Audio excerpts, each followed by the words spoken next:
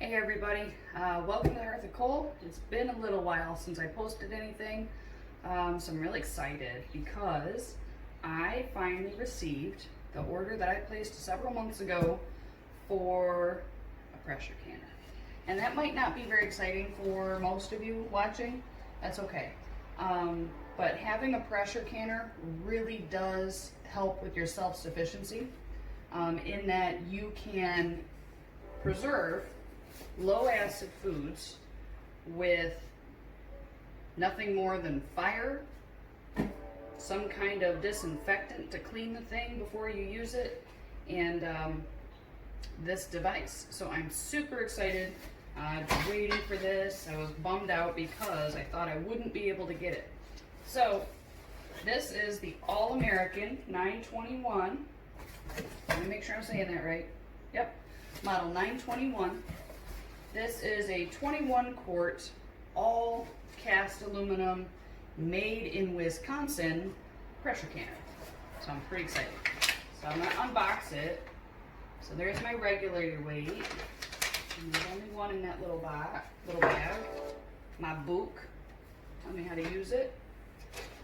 This feels like a plate.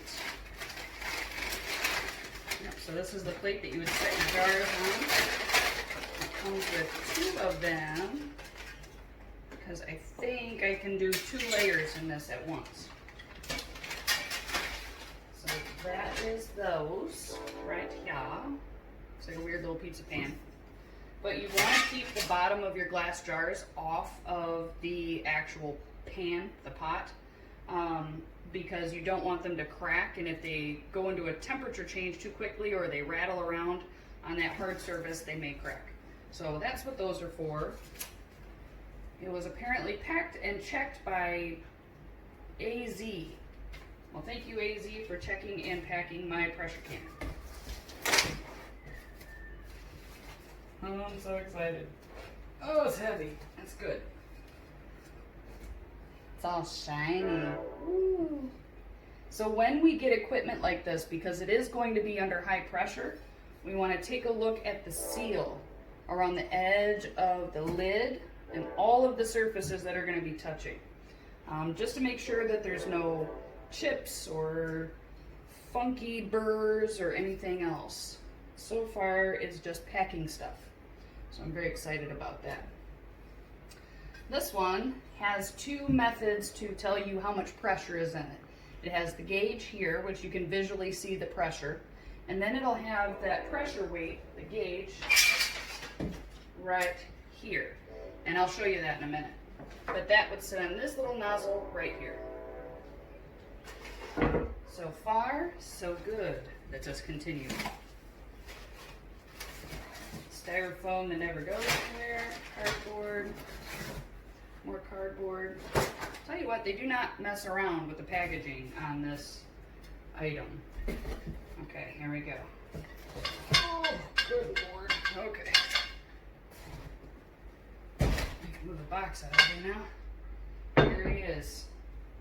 So again, we're just going to check that face and make sure that we don't feel any divots or irregularities or chips. We have a little shipping grease on it, that's okay. All of my handles are here. Guys, I'm just so stinking excited. I know I look like crap and I'm sorry. I got out of work and I did my chores before I opened this, so sorry, but I'm not sorry because I'm excited. I want to share it. So this is nice and heavy, and that's a good thing because you're going to be putting a lot of things under high temperature and high pressure. So you don't want a thin pressure canner, because if it's thin, then you have a higher probability of it having a blowout somewhere, and we don't want to blow out with a pressure canner. It never ends well. So they put a nice large rubber band on there. I'm going to save it. I don't know what for, that's what I do. I save things. The inside looks good. There's again no weird burrs or discoloration. So I'm very happy with that. All my little handles. So this one is a metal to metal setup. And what I mean by that is there is no gasket that goes between the lid and the pot. The reason I went with that is because I don't want to have to replace the seal for this every year.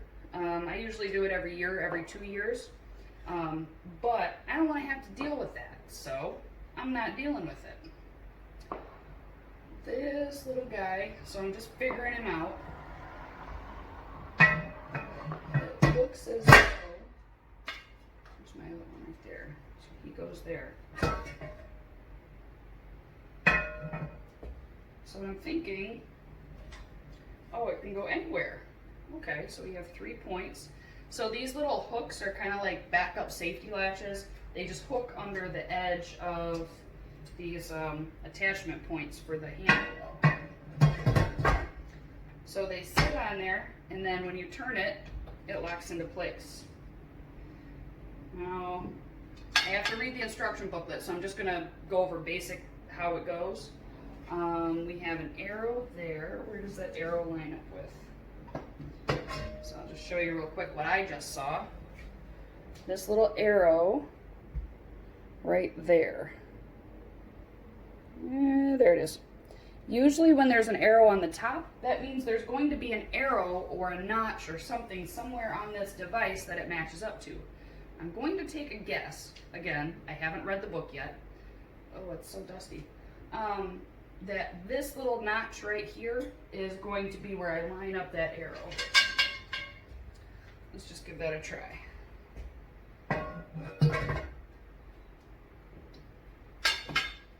Yep, that's what it looks like to me. So then, in order to create the seal, to get the lid to go down, you're going to lift up all of these handles, and then you will tighten them down. Now, I have to read it in order to find out how tight it should be. Are they going to stop when they get to the right pressure or the right thread? So I just have to research that a little bit to learn how to use it. But yeah, so excited. I know I've said that about 100 times, but all right, so that is the overall pressure canner.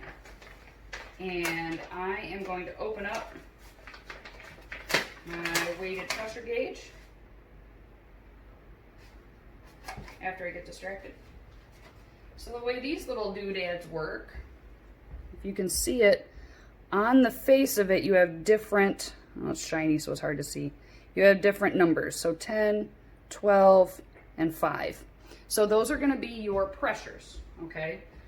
This little doodad goes on that stem that I pointed out earlier. Let's just go for 15 because that's a really common weight to use. So we'll just set it on there. It doesn't screw on, it just sits right on top. When pressure builds to that amount, roughly 15 psi, or I forgot what PSI stands for. Oh, that's embarrassing. Anyway, so the PSI, once it gets to that pressure inside the canner, this will start to pop up and wobble. So if anybody out there is familiar with canning, you want to listen for that wobble. And it'll rock back and forth at a certain speed. That's how you know that you're at pressure. It'll rock really fast at first. You turn down the heat to bring it down. Then you might have to turn it back up a little bit just to get that wobble in the right cadence. So that is the weighted pressure gauge. And then we also have our pressure gauge here. I consider the pressure gauge, the visual one, to be the backup. Because if I've done this and I'm listening properly and it's calibrated and everything is right about my device, then I will be able to hear it from whatever part of the kitchen I'm in. That is going to be my primary method to know I'm at pressure, or above pressure, below pressure. This one's going to be a verification. That's just how I do it. Everybody can have their own style. Neighbors are doing fireworks, that's cool. But yeah, so that's this, and it's what I thought was really cool. Okay, these are not cheap, and I was a little bit shocked at how expensive they were. But then I started reading about people who had gotten one of these pressure canners from their grandmother who had it her whole life from her mother. So it's one of those, you know, you get what you pay for most of the time. I am super happy with this product. Out of the box, it looks great. Of course, I haven't tested it yet, but all visual indications tell me that this is a very high quality product. Again, it's heavy. It's uniformly heavy. It's got all the safety devices that are required. It's beautiful. It's going to wear that shine off pretty quick though, because it's going to get a lot of use this fall. Cool things about pressure canners. When I mentioned about self-sufficiency, you can can meat for long-term storage. You can do soups, ready-made meals, basically, to put on your shelf. Pressure can goods, they recommend that you not eat anything that's been home canned past 2 years. My own personal experience is that is a safety guideline, and I have never had an issue with food that has gone past that time on my shelf. However, that being said, there are a lot of things that have to go right for food to be preserved properly to last that long. And any home canned food, if you are not sure for any reason, throw it out. It is not worth the risk. Botulism does happen. You know, it still kills people. It's not something that you can cure once you get it. So home canned foods are one of the culprits for botulism. So you have to do everything right in order to avoid that. That being disinfecting with bleach, every jar that you use, all the lids, all the rings, the pressure canner itself, any utensil that's going to be used in the food preparation needs to be sanitized. In between batches even, it needs to be sanitized, because if it's not, you run the risk of getting a grain of dirt or dust or, you know, whatever. It's a house, so it could be animal hair, it could be anything. You just don't want to take the chance with home canned foods. So follow the instructions for your recipes. Follow the recommendations for pressures, for temperatures, for times. That's all important to make sure that your food is going to be shelf stable and safely shelf stable. Yeah, I can't wait to dig into this. What all did I go through, guys? Oh, fish. So fish needs a different pressure than most other foods. And I know I'm jumping around. I'm just trying to make it all the info that I have in one video, because I'm lazy like that. Fish needs a higher pressure. So in order to can fish, you need to have a unit. I said unit. You need to have a pressure canner that is, what did they say, 19 quarts or larger in order to do fish. Let's look in our handy dandy book here. Safety tips. Preparing. I don't even think they have fish on here. Oh, there it is, seafood, page 31. So I'll pop over there. Chicken, rabbit, meat, strips, broth, which I'm excited to. Bone broth, guys. I can totally can my bone broth. I don't have to spend $8 a freaking half gallon at the store anymore. All right, fish. They don't mention it. Probably because this one is large enough. Okay. From what I understand from the USDA website, fish needs to have a certain size of pressure canner, and if I remember right, it's 19 quarts or larger, but check me on that. If I'm wrong, drop it in the comments below. In order to reach the right pressure to preserve fish safely for shelf storage. So that's why I got this size, because I totally want to do some canned salmon. I want to can everything right now, but playing the long game, if I should decide to can fish, I wanted to have a model that was big enough to accommodate that. So now I'll get into what this is, what the company is, and you know, I would just encourage everyone to do their research. There are a lot of models out there. but you get what you pay for, guys. And with Wisconsin Aluminum Foundry, that's the maker of these pressure canners, is the All-American Pressure Canner Company. I'll show you that, and it might be backwards, I'm sorry. All-American is the brand.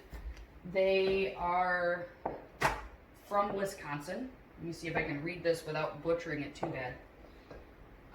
Wisconsin Aluminum Foundry in Manitowoc, I think, Wisconsin. I'm very pleased with the way that they packaged it. Everything was considered. They sent me all the parts that are supposed to be here, so that's a big plus. And it's just beautiful. Not a flaw on it. No scratches, no dings, no weird colors. Very, very pleased with the outcome of this purchase. And if you've stuck around this long, thank you so much.